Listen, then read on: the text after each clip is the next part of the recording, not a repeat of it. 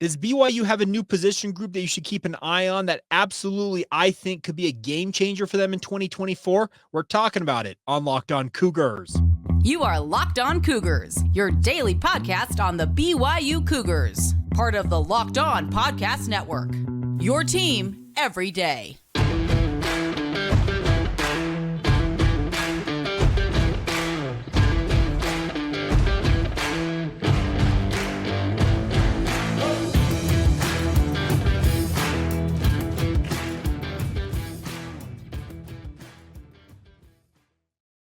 What's up, everybody? I'm Jake Hatch, your host here on Locked On Cougars, resident BYU insider. Thank you for making Locked On Cougars your first listen of the day. Appreciate all of you for being everydayers with us right here on the Locked On Podcast Network. This is your original daily podcast focused on all things BYU sports, and it is brought to you today by our friends over at Nissan. Are you the kind of driver that likes to push things a little bit further? Ever wonder about what adventure could be around the next corner for you? Take the Nissan Rogue, Nissan Pathfinder, Nissan Armada, and go find your next big adventure. Check them out all today at NissanUSA.com.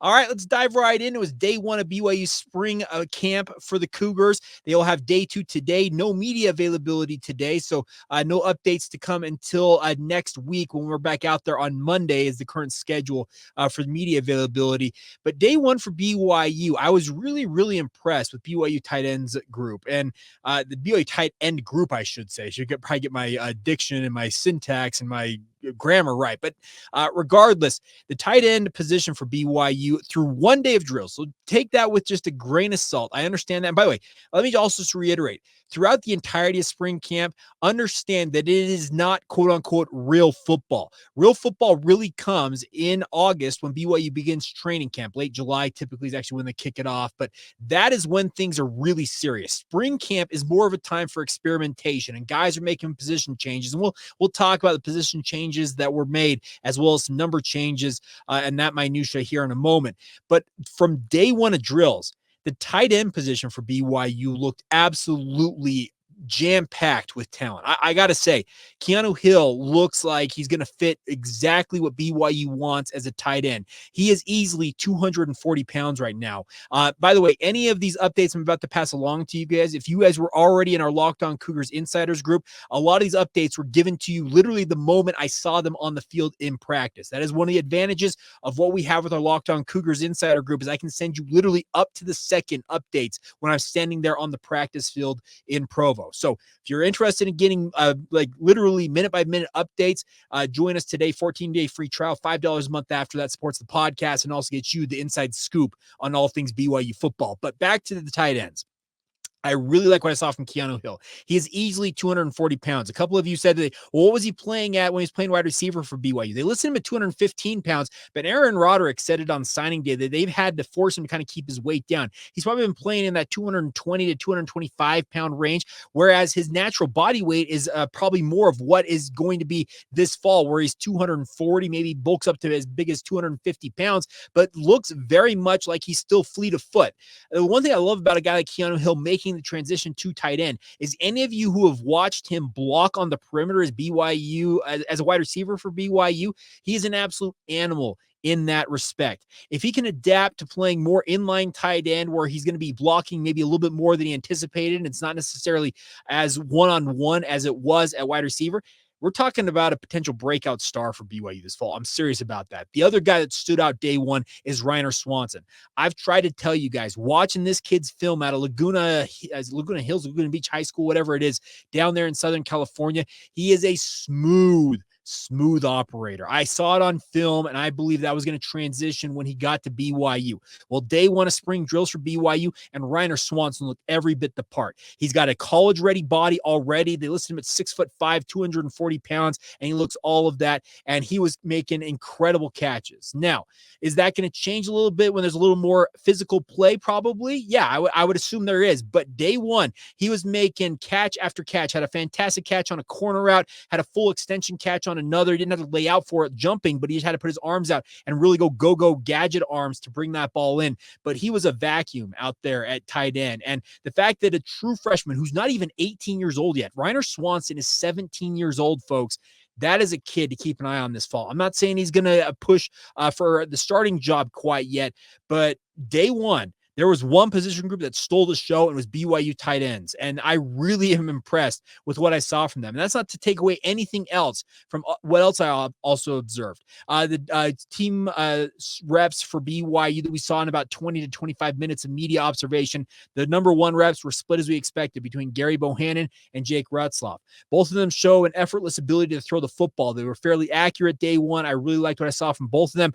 I truly believe this is going to be a competition that is going to extend all spring long and on into training camp. There's really, I don't think, any way that BYU will come out of spring camp saying they have a starting quarterback. I just don't see that happening. And Kalani Sitake said he will announce a starting quarterback when he feels like they have the guy that they're looking for. So take that for what it's worth.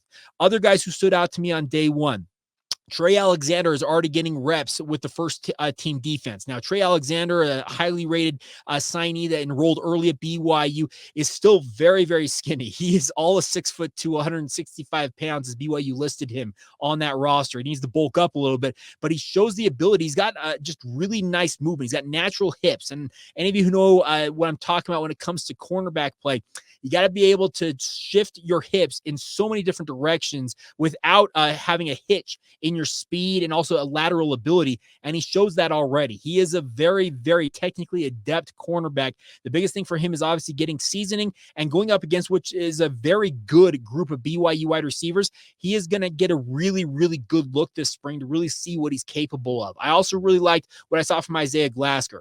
Now, remember, Isaiah Glasker throughout last spring and on into training camp for BYU last fall was a guy that BYU was very excited about at linebacker. Then injuries hit. I think it was like kind of the midway point of training camp, if I recall, last August. He picked up some injuries and never was the same after that. He returned after a spell on the quote-unquote IR and then really never was able to kind of reestablish himself in the pecking order at linebacker for BYU. Yes, Ben Bywater is going to be a headliner, but Ben Bywater's not out there during spring drills so far. He was just wearing a jersey. He was not participating in drills. Jack Kelly is going to be, I think, a breakout star for BYU this fall, but do not forget the name Isaiah Glasker. I know that his name can kind of get lost in the ether when it comes to these linebackers, but I really liked what I saw from him on day one. And the other thing about it is he will get better, I think, as spring camp goes along, as the pads come on. A lot of guys who play in the front seven of a defense and also the offensive line, you don't really get a true look at them until the pads come on, because that's when they're actually able to kind of engage and really get after it. And when they're just in shells, as they say, where they're just wearing helmets out there because they have to do that as part of the NCAA mandated acclimatization period, they will get better as the spring rolls along here. But along that defensive front, keep an eye on also on the name of John Taumea-Peau. Now, he was a guy that was committed to BYU way back last year during the winter period. He was part of that trio of Snow College guys who committed to BYU as preferred walk-ons, and then David Latu ended up getting an official offer from BYU. Latu ended up enrolling at BYU as a late addition to the training camp roster and was kind of playing catch-up all last season long. Well, John Taumea-Peau, he never enrolled last year, but he's finally enrolled in school this winter for BYU, and I really liked his movement at defensive tackle for BYU. I really think that he is a guy to keep an eye on. And Danny Saili, keep an eye on him. He is all of 360 whatever pounds that BYU lists him at. And they really think that he is going to be a player for them. His ability to plug holes in the middle of that BYU defense is going to be critical to their ability to slow down rushing attacks. So I'm interested to see, like I said, as pads come on, how those guys along the defensive front and also the offensive line continue to perform. We saw Connor Pay, our good friend here on the podcast, play some guard and also some center on day one. He was kind of switching back and forth. It's going to be very much an offensive line unit that is in flux all spring long. Do not be surprised to see guys change in position literally day by day, it feels like,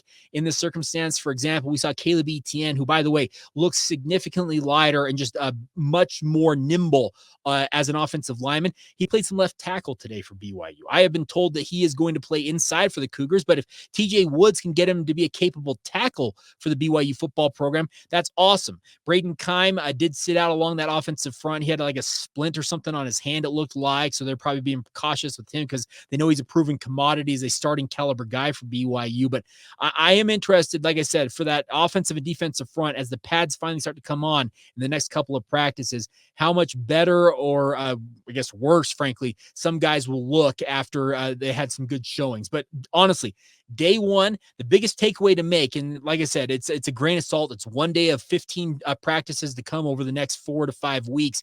But that tight end position, I just mentioned two guys, Keanu Hill and Ryner Swanson. Jackson Bowers looked the part. Anthony Olsen looked the part. Mata'ava Ta'ase was out there. You also saw Ray Paulo. There are so many guys in that tight end position. I'm just scratching the surface of this. But for one day of drills, the tight end position was far and away the best, I thought, of the day for BYU football. All right, coming up here in just a minute, we'll catch up on some of the minutia of spring camp, position changes, roster numbers, all that type of stuff. We'll catch up on that. We'll get to that right now. Coming up next, I should say, right here on Locked On Cougars. Today's show is brought to you by our friends, an old friend, but a new friend back on the podcast. Our friends over at Nissan. Are you the kind of driver that likes to push things a little bit further? Ever wonder what adventure could be around the next corner for yourself? Our friends at Nissan have a line of SUVs with the capabilities to take your adventure to the next level. They have the 2024 Nissan Rogue, which is perfect for city drives and great escapes. Class Executive Google built in as your always updating assistant on call for almost anything you might need to have covered for you guys. They also have the 2024 Rogue is the perfect midsize crossover for your next adventure if that's what you're looking for. They also have the 2024 Nissan Pathfinder. Now, I am a kid who grew up. A Pathfinder was one of my dream cars growing up, and at some point in my life, I hope to drive one of these things. Has room for up to 8 people, and expansive cargo capacity, and advanced available 4x4 capability, with also 284 horsepower, up to 6,000 pounds of towing. When adventure calls, the Pathfinder is there to answer for you guys. So take the Nissan Rogue, Pathfinder, or even the Nissan Armada to go find your next big adventure, courtesy of our friends at Nissan. Shop nissanusa.com to find out more information. That's all over at nissanusa.com. Thank you once again for making Locked On Cougars your first listen of the day. Appreciate you guys being with us. Now, the minutia of spring camp can obviously get covered up, but let's take a moment here on a Friday to get you caught up on some of the news out there. Now, when it comes to new rosters coming out for BYU, there's obviously going to be guys who are going to change positions. There's also going to be changes in terms of height and weight, and that's the biggest thing that a lot of people look for is, okay, how many guys spent time in the weight room? One notable one that I'll mention real quick, because it's not necessarily like a here or there, but Keanu Hill, like I mentioned, is bulked up to at least 240. That's what they list him at on BYU's roster. But LJ Martin, by the way, looked very, very smooth, I thought, in the limited reps. We saw him as a media core out there during drills, but they list him at 6'2", 225 pounds. And LJ was a guy last year that came to BYU with a very, I thought, solid body for Division I football. I'll tell you what, similar to Keanu Hill, LJ Martin looks like he is bulked up. And so he has spent time in the weight room. So that is a guy to keep an eye on. He's probably going to be BYU's number one running back, barring something completely unforeseen or somebody emerging out of the woodwork to take that job away from him. He looks, for all intents and purposes, as BYU's lead back this year. And the body, 6'2", 225 pounds, that is exactly what you want to see for a running back. Obviously, he might lose some of that weight just by virtue of playing the position, but keep an eye on him. He's really done some nice things. Now, position changes during spring camp obviously can be changed back during the summer. A lot of these are guys getting a look at a different position to see if it might better suit their skill set. You already mentioned Keanu Hill making the move from tight end, making the move to tight end from wide receiver. Two other former wide receivers have made the move over to defense. Koa Eldridge out of Punahou High School out there in Hawaii. He is now listed as a safety for BYU. One of at least, I think I counted 15 safeties on BYU's roster this spring. It's a lot of bodies in that room, but hey, we're talking about a position group that's got 10 quarterback, a roster that's got 10 quarterbacks on it as well for BYU. So there's going to be some quote unquote thinning of the herd coming at some point, but keep an eye on that. Also, Kevin Doe, who was a walk-on wide receiver last year, who's got pure unadulterated track speed. BYU now has him at cornerback this spring. We'll see if he's able to use that speed to great effect in the defensive backfield. Nukuluve Helu is now listed at linebacker for BYU. He was transitioned to that position midway through last season. It's not necessarily a new move for him, but it's a permanent move for him to stick at linebacker. He's also moved his number from number 30 last year to number 50 this year. And then two guys along the offensive and defensive fronts flipping sides. Tyler Little who has played both offensive and defensive line at points during his run at BYU, is now listed as a defensive tackle for the Cougars. He made that transition similar to Halu last year, midway through when they had some depth issues at defensive tackle. Looks like that'll be his new home along the defensive front. And then moving from the defensive front to the offensive line is Bruce Mitchell, the former 2A star. Had seen spot duty at defensive tackle for BYU over the past 2 years, but really never looked completely comfortable, it felt like, at that position. They have now listed him as an offensive guard. He has also moved his number from number it's like 90 or whatever. He's wearing the number 63 now for BYU. So keep an eye on him, because Bruce was a guy who was a man amongst boys in the 2A ranks at BYU at South Summit High School before going to BYU. Maybe the offensive line is his calling card that can use his skill set, because the one thing I can say about Bruce is he's got the size. He's 6'3", 300 pounds. Actually, even taller than that. I think he's less than like 6'4", but nonetheless, keep an eye on him. Other position changes, roster changes, I guess, number-wise, include Raider DeMooney, now wearing the number 3 that he wore in high school. He wore number 33 last year. Crew Wakely has moved from number 38 to number 7 this year. Preston Rex, so three safeties changing numbers, wearing the number 12. Koa Eldridge, who I mentioned was moving from wide receiver to safety. He went from number 80 to number 20. Ty Burke, wow, a lot of safeties changing numbers. Ty Burke wearing the number 32 last year, now number 27. So we are 5 safeties in here. Nukuleve Halu, as I mentioned, now number 50. Bruce Mitchell wearing the number 83. And then Jackson Bowers, I guess the final one I should note here.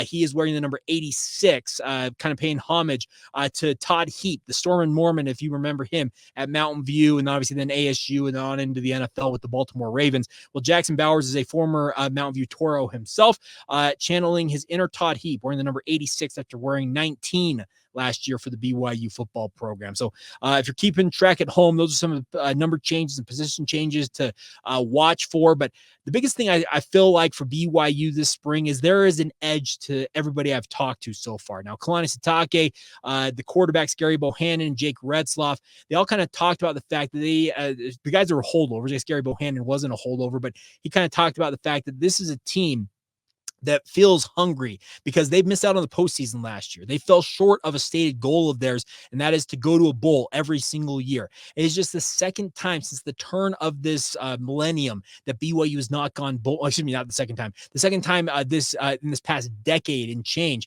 that BYU has not gone bowling. It's crazy to think that they've had such a stellar run. I think is it 16 of the last 18 years BYU has gone to a bowl game. So for them to miss out last season, I think was a gut punch, and especially considering they were in double overtime against Oklahoma State and to lose in the fashion that they did, absolutely heart-wrenching stuff. So they obviously want to get back into the mold of going after it. They're going to be obviously looking to show what they're capable of.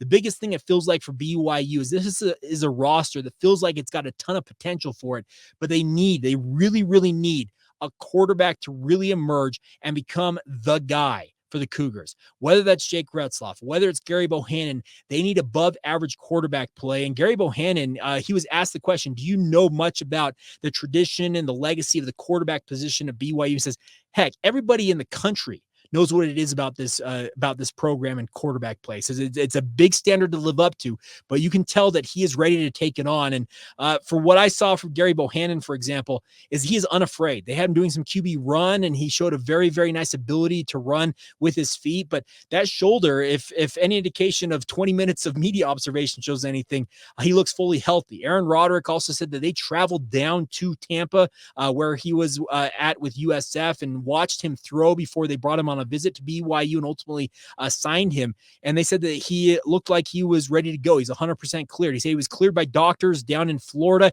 then cleared again once he got to BYU with regards to that shoulder injury. And I asked him straight up, you can go listen to the media session. I asked him, you still got the fire to play? He's like, yeah, I had a year taken away from me. I had a year of football taken away from me. I want to get that back. So I really kind of like, I really like the mentality that these guys are taking this spring. Now, could it be all conjecture and them blowing smoke up our skirts? Yeah, that absolutely could be the case. But I feel like there's an edge to this team, and they know that they fell short of a goal last year, a big goal that they wanted to accomplish in year one in the Big 12. And now they got to pick up the pieces, especially considering you're seeing some betting odds out there have BYU near the bottom of the Big 12, if not outright bottom feeders. in the Big 12. Josh Pate, who does a great job with his podcast out there, has BYU 15th out of 16 teams in this new look Big 12. So there's nowhere to go but up, really, for the BYU football program. And a lot of people are going to overlook them and say that BYU, last year was a bit of a fluke with the hot start that they had, a 5-2 start. Really, I think a lot of people in a lot of people's minds, the 5-game losing streak to end 2023 is more of what they think BYU is and will be going forward. Well, guess what? That is going to be fuel to the fire for this BYU football program. And I cannot wait to see them show what they're capable of. But they do have to put the work in to make sure that they are ready to go this fall. But the feeling I got from day one is that they understand that they fell short last year and they want nothing more than to get back into the good graces and show what they're capable of and make Cougar Nation proud. Will they do that? Only time will tell, but we will see how things pan out during the spring, on into the summer, and obviously into training camp. And then finally, as we kick off the 2024 football season, when they take on Southern Illinois there at Lavelle Edwards Stadium on August 31. All right, we will wrap up today's edition of the show with some thoughts on more nonsense coming out on the national scene from the college football playoff. I cannot for the life of me understand what is going on. And frankly, if it continues the trend it's going towards, it's going to essentially ruin the game of college football, the pageantry, what we've all come to associate college football with. I think it could all fall by the wayside and it could do so very, very quickly. I'll explain next right here on Locked On Cougars. Today's show is brought to you by our friends over at FanDuel. Get buckets with your first bet on FanDuel, America's #1 sportsbook right now, my friends. New customers get $150 in bonus bets with any winning $5 bet. Think about that. $5 on a bet, you win it, you get $150 of free play from our friends at FanDuel. It's an incredible offer. It is still available to you guys. We talk about this almost every day here on the podcast, and for good reason. That's part about FanDuel. You don't have to do it just with the NBA. You can do it with college basketball. I know that a number of you out there are big college basketball junkies, whether it's the Big 12 or really any other league out there in college hoops. They have got all the options available to you guys for literally every team seemingly out there that is playing on any given night. So take advantage of the options there. Also, you can bet on all your favorite NBA players and teams. I'm a big Utah Jazz fan. Whether you're a Lakers fan, a Spurs, or whatever you got, you can root for them and bet on it and have some fun along the way. Quick bets, live same-game parlays, exclusive props, and many, many more. It's all available inside the comfort of the FanDuel app. So give it a shot today, my friends, to get started. Visit FanDuel.com/lockedon and shoot your shot today. That's $5. Any winning $5 bet wins you $150 in bonus bets from our friends at FanDuel, an official sportsbook partner of the NBA. Thank you once again for making Locked On Cougars your first listen of the day. Appreciate you guys being with us. Make sure you check out Locked On Sports Today wherever you watch or this podcast, really. If you watch it on YouTube, check out Locked On Sports Today. We will reroute you to that after this podcast wraps up, or you can go get it on your free Amazon Fire TV app in the free channels app. It's a great way to get caught up on all the sports news. It's a 24/7 streaming channel covering all the major news of the day with our experts from Locked On, as well as our national shows covering every league across the country as well. Check it out. It's Locked On Sports Today, available on YouTube and also in the Free Fire Channels app on your Amazon Fire TV app, and do that today. All right. So there is a lot of stuff going on in the college football playoff. Every day we hear about new things that are developing. We just finally got the official word that it's a 5+7 model. So 5 automatic bids, one of them being the Big 12 in 2024, this upcoming season.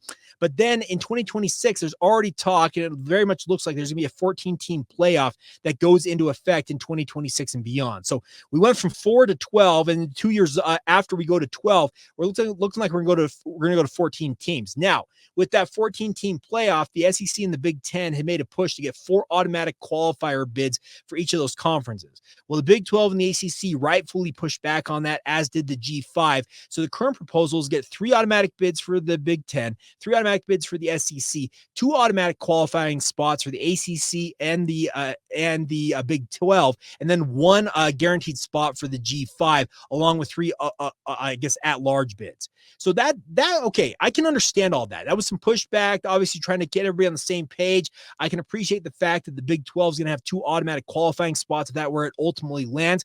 But then we get this nonsense from Ross Dellinger, and I'm recording this on Thursday night. And Ross Dellinger says this: in the most circulated version of the proposed 14-team CFP model, champions of the Big Ten and the SEC would be guaranteed the first 2-round buys, sources tell Yahoo Sports. Okay, I get that the SEC and the Big Ten, they are the big dogs on the scene right now. They have the most power players in those leagues. They got the biggest name brand programs in college football. But this is getting just absolutely insane. If they really think that they're going to go out there and just continue to push and push and push and really see how far the NCAA, the College Football Playoff Committee, the other schools in the ACC, the Big 12, and the G5, how far are they willing to capitulate to let these two leagues control everything that they want to control? You're going to essentially say that you're going to guarantee our champions first round buys, or else. That's what I take away from this model. The SEC and the Big Ten, they're already talking about potentially pulling away from the NCAA. That would be an awful thing for the entirety of college football. Let me be very clear about this, because college football is unique in the sports ecosystem because it connects communities to their teams. Think about it. You guys are watching a podcast that is BYU centric. A lot of you went to BYU. A lot of you have family connections to Brigham Young University. A lot of you would have dreamed of going to BYU in certain circumstances, but for whatever reason didn't ultimately get to attend Brigham Young University. But you have a connection to BYU. That happens across the country. You can look at UTEP down there in El Paso. You can go up to UMass in Massachusetts. You can go to Oregon State in Corvallis, Oregon. You can go to North Dakota State if you want to drop it down even a further division to FCS out there in Fargo, North Dakota. Each one of these communities have a ton of love for the university and the program, speaking of football in particular, inside that university.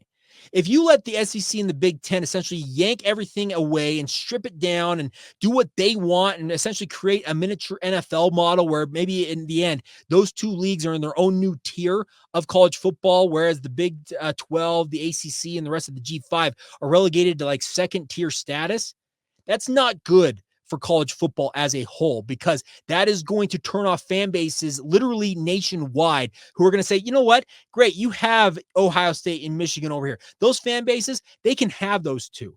We're here for BYU in this example. From this podcast's perspective, we're looking at BYU. Those of you who watch this podcast have a connection to Brigham Young University. You may have a connection to another university, but I'm going to expect, and this is just for the conversation's sake, I'm going to expect that BYU is your love. You love BYU football. And to see BYU football essentially cast off to the side in a newly revamped college football pantheon that essentially relegates you once again after you fought for decades to get to the Power 4 level, and to see that ripped away potentially in the near-term future, and I'm talking maybe by the end of this decade, that would be a really, really tough thing to stomach. And I'm speaking just from the BYU perspective. You can extend that out to anybody who's not currently in the SEC or the Big Ten. Yes, there are universities who have delusions of grandeur that they're going to end up getting scooped up by the Big Ten and the SEC. And maybe that does happen. Maybe college football expansion is very much far from over, because it sounds like they want to tear the ACC apart and strip it for parts, speaking of the SEC and the Big Ten. Okay, you know what? So be it. If that's ultimately going to be what happens, they're going to ruin what has made college football unique in its own right. Trying to become the miniature NFL is not the right way to go about this. It is going to hurt the sport of college football. And I think it's a net negative if this is where it's ultimately going to go. But who signs the checks? The college football world is run by TV executives right now. You have the Big Ten essentially being run by Fox. You have the SEC being run by ESPN. And so long as they're cashing multi-billion multi-billion-dollar checks for those conferences in years to come, well, they're going to have the biggest say, because who has the almighty dollar and has the control of the purse strings?